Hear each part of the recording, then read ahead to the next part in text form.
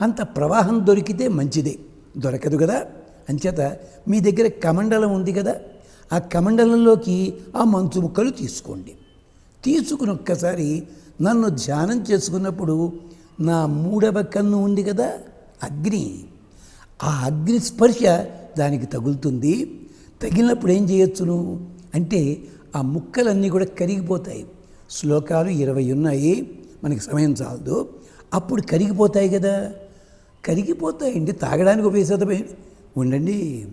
ఆ నీటి లోపల ఒక తులసి దళము కానీ, ఒక రావి ఆకు కానీ, ఒక ఉమ్మెత్త ఆకు కానీ, లేదా ఒక ఉసిరి ఆకు కానీ, లేదు మీకు తోచిన ఆటవికములు జానపదములైన మూలికలు ఏ ఉంటే అవి వెయ్యండి. దాంట్లో నగర ప్రాంతాల్లో ఉందనుకోండి పసుపు, కుంకుమ, గంధము, ధాన్యం వెయ్యండి అయ్యా 2 ముక్కలు వేసి మీకు చేతనైతే స్నానాలు చేయండి దొరికితే నీళ్లు, లేకపోతే శిరస్సును ప్రోక్షించుకోండి.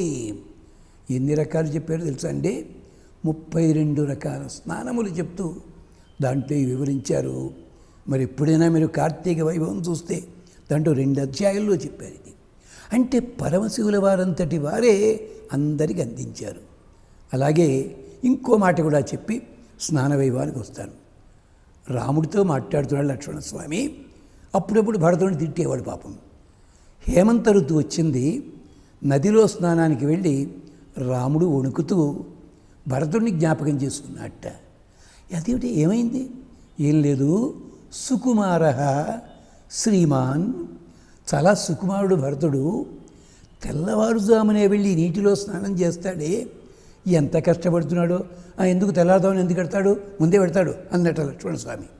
లేదయ్యా, కొద్ది తెల్లవారుతుండగా పెడితే ఊళ్ళో ప్రజలు మేల్కొని భరతుడి మొహం చూసి ఈ దుర్మార్గుడి వల్లే కదా రాముడు అడవికి వెళ్ళిందని తిట్టిపోస్తారనే భయంతో ఊళ్ళో ప్రజలు బయటికి రాకుండా ఉన్న మురిపే, పక్షులు కళ్ళు తెరవకుండా ఉన్న మురిపే, స్నానానికి వెళ్ళినా పాపమని తెలిసి కూడా సుస్నాత భరత ఎంత కష్టపడుతున్నాడయ్యా అంటాడు.